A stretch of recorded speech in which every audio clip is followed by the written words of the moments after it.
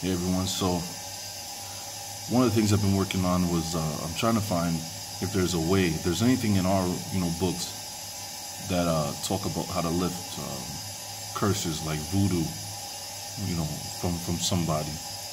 Uh, because I'm seeing it for the second time affect a loved one really, really bad.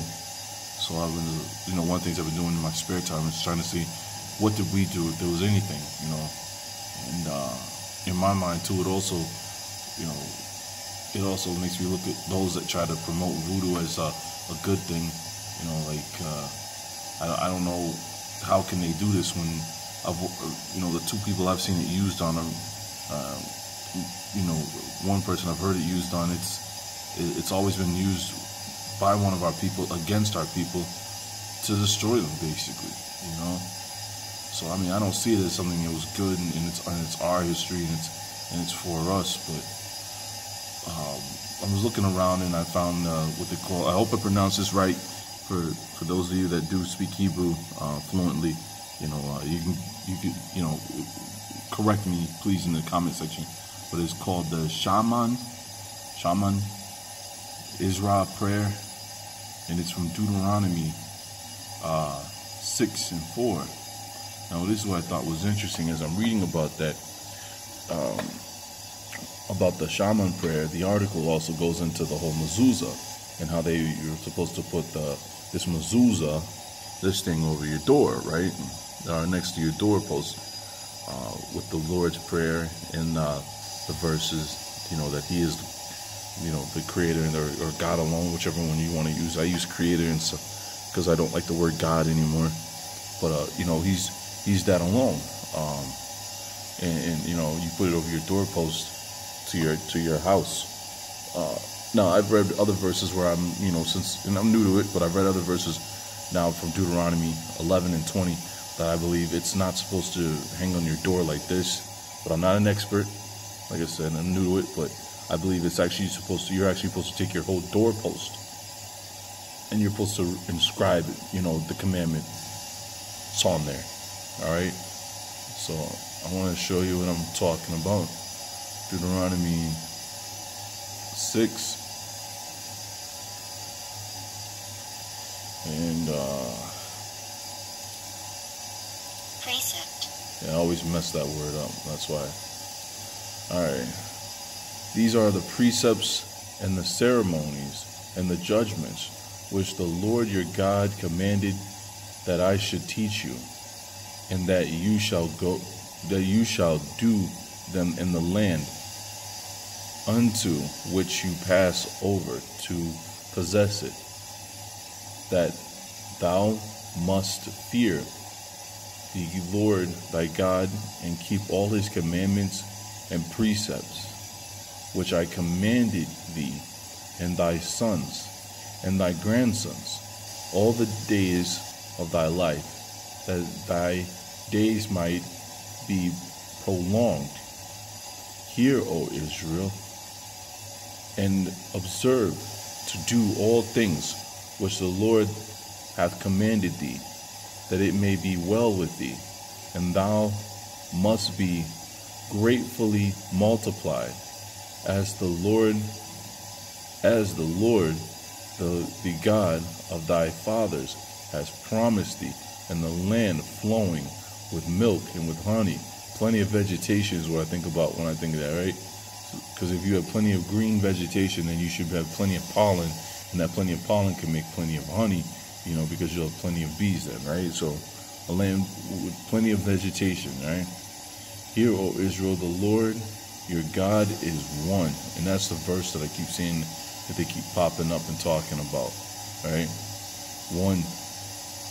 There's not a trinity, it's one. Thus shalt love the Lord thy God with thy whole heart, and with thy whole soul, and with thy whole strength. And those words which I command thee this day shall be in thy heart, and they shall tell them to their children, and thus shall meditate upon them, sitting in thy house, and walking on thy journey, sleeping and rising. And thou shalt bind them as a sign on thy hand. On thy head. No, it's thy hand. Yeah, I was right the first time. On thy hand. And thou shalt be and shall move between thy eyes. That's always confusing me. And thou shalt be and shall move between thy eyes. And thou shalt write them in the entrance and on the doors of thy house. So on the entrance of the house you should write them, and in the doors of thy house you should write them. So you'll always be able to see them, be reminded, when you're like, oh, what's that writing? And you're like, oh, that's what it says, right? So that's from Deuteronomy 6. And that's the mezuzah that the Jews call it. Where's the other one? Here it is. In Deuteronomy 11 and 20. Write them on the door frames of your houses and on your gates. Sorry. Just jumping ahead in my thoughts. Because when I thought of that, or read that, I thought about like, you ever seen some of the movies in Japan where they have them on writing on those, entrance ways, those soft sheeted looking doors. Let me see, because this is what I was thinking about. Like, right, so here's the gates to your house, right? So let me see if I can get closer. Here would be like the gate to your house, and you would have them written here, right? Let me see, I had another picture.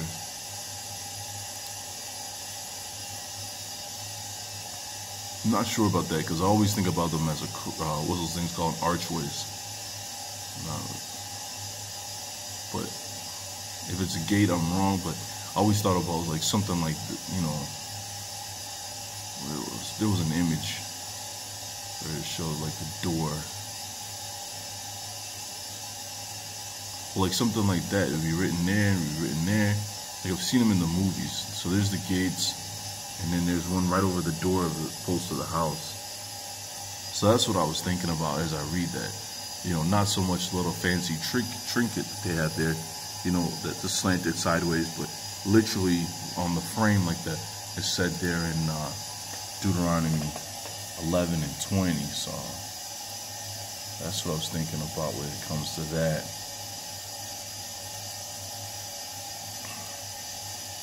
And then there was this.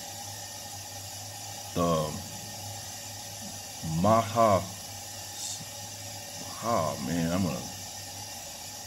let me just look this up because I know I'm saying it wrong.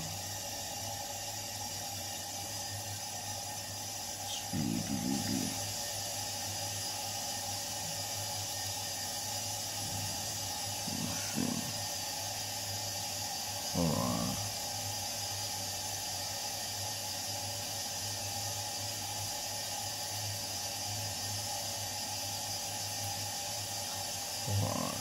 I know I should already have this pulled up, so bear with me.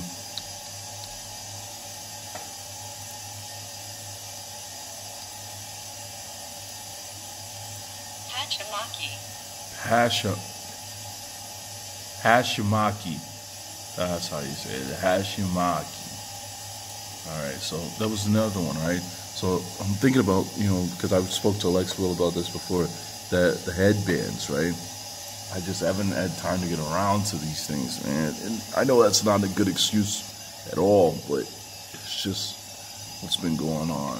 But as I'm reading about the Hashimaki, the thing that just stood out, dead in the track, besides, the whole fact that it's a headband in its Japanese culture, what was it, usually made of red or white clothing worn as a symbol, all that stuff, what I'm saying, with the sigils and stuff like that.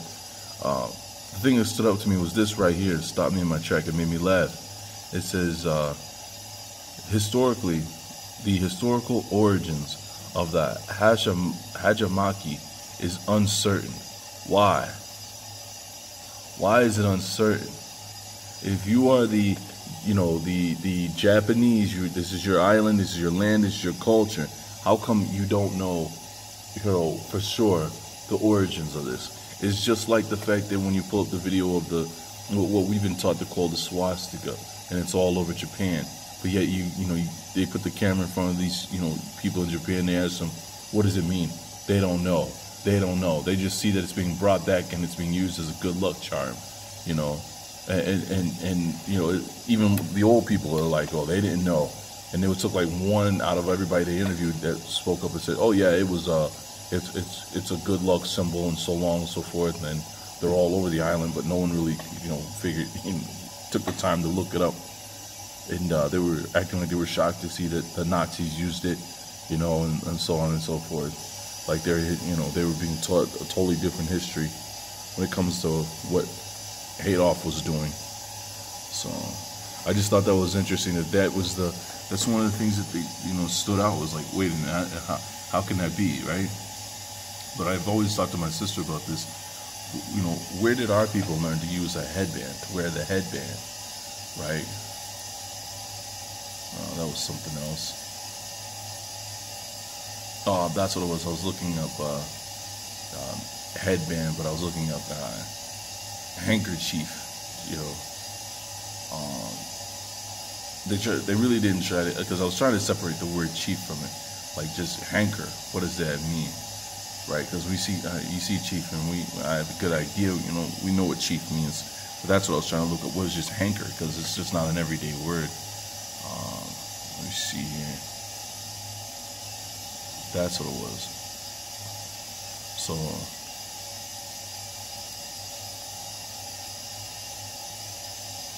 what does it mean? Urdu.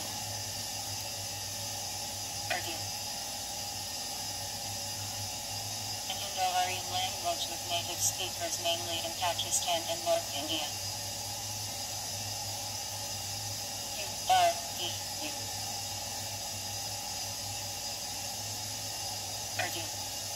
Urdu. All right.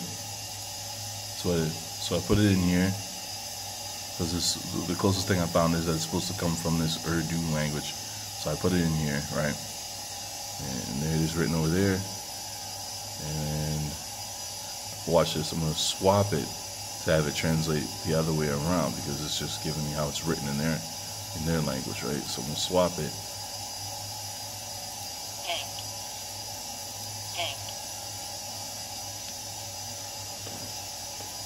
Hank, right? So I was just trying to cover all aspects as to what it was. But I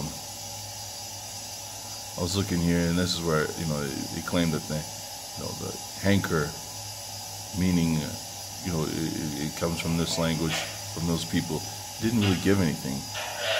So I'm still looking to see if I can figure out what does it mean, what does it come, you know, like